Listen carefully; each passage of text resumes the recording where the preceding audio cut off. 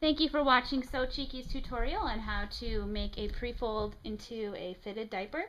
I've gone ahead and cut out the template already and the piece from the pre-fold itself. The template is about 3 inches wide and about 16 inches long with a curved top so that you can make the arms of your pre-fold. Like I said, I already cut that piece out so you can move forward.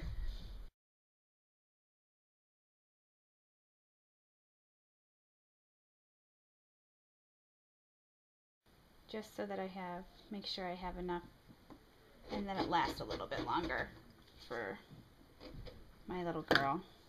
And then you're supposed to round the tabs themselves.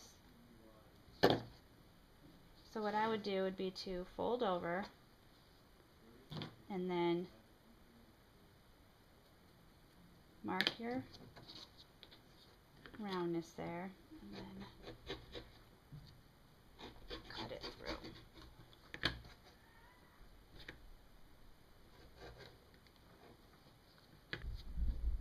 And see, those are a little bit wide in comparison to the tabs that you've already cut.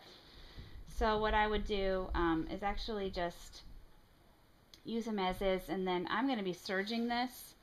Well, I would use them as is if you were going to be serging it. If you're not going to be serging, then I would trim off this excess, because the beauty of a serger is that it, cuts off that extra.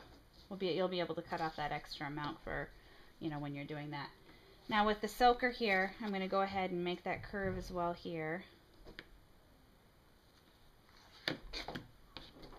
So we have a nice round lay-in soaker. So the next step is to actually connect the two tabs, tab extensions on the diaper. So you divide those tabs into two, and then place one on the top and the other on the other side, and you stitch across there. And what that does is it actually encases all of your seam allowance in there, so you have no exposed raw edges at all. So I'm going to go ahead and do that.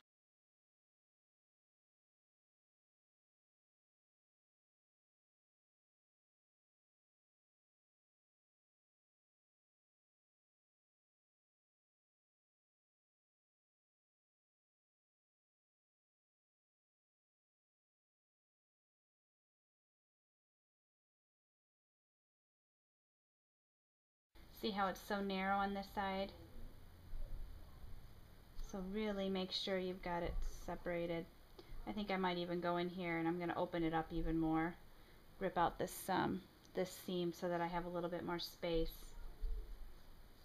I've already gone ahead and done the top, kind of breaking out the stitches here so that I could go a little bit wider across the top. And I also ended up doing the same thing on the one edge as well, because when I cut out the pattern, I wasn't careful enough to make sure that I would have enough space to put the elastic in and serge the edging. So I've ripped out that seam as well. I'm also going to go a little bit further into the arm of the pre-folded of the fitted itself, just so that I have a little bit more elastic in there to keep pooping. On the pattern, I just think it's too far down. I think you're going to have a lot of leaking with that. So I'm making a change just to let you know. Alright, so with the elastine, I've gone ahead and set up my machine for a 3-step zigzag. I've set my auto foot lift to turn that off, and then I've also decreased the pressure from my pressure foot on there as well, so that it doesn't catch on the elastine. And then I've also set my needle to be down when I'm done stitching, so that I can keep adjusting my elastic as we go.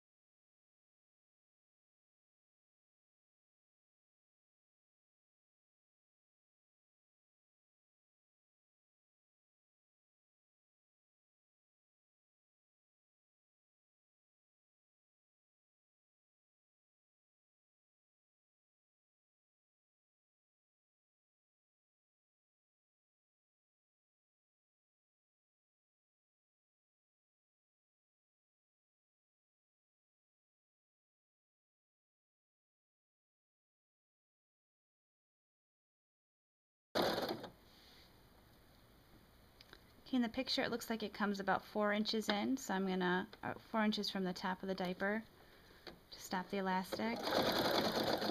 Front cover stitches, and then I'm gonna go a couple without the pressure on the elastic, and then reinforce. Alright, we've got all the elastic in, so now I'm going to go ahead and make the lay-in soaker portion of this as well. So using the extra material, so I've gone ahead and opened up the one side already, and basically just find the middle, open it up on this side too, and then lay them on top of each other, and then I'm going to go ahead and serge all the edges, and I'll probably trim off a little excess on this too, since this seems pretty narrow and I want it to be able to fit inside there nicely. So here's all the elastic in, so you can see what it looks like. It's all ready to go. So what we'll do is I'll serge from one end, go all the way around, and end up at the other end of it. And we'll be all set. Alright, we're going to go ahead and start serging this diaper together.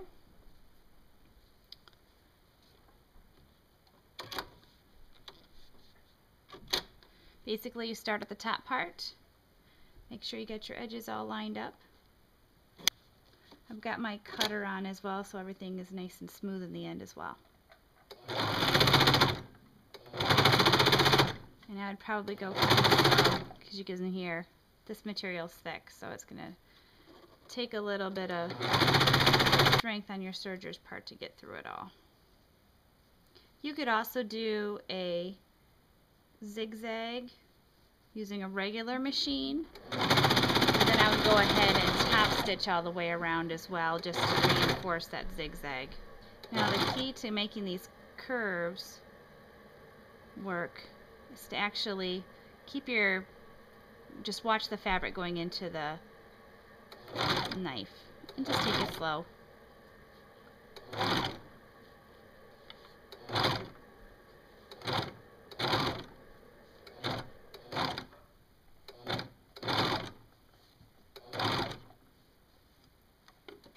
You can adjust as you go too with your foot.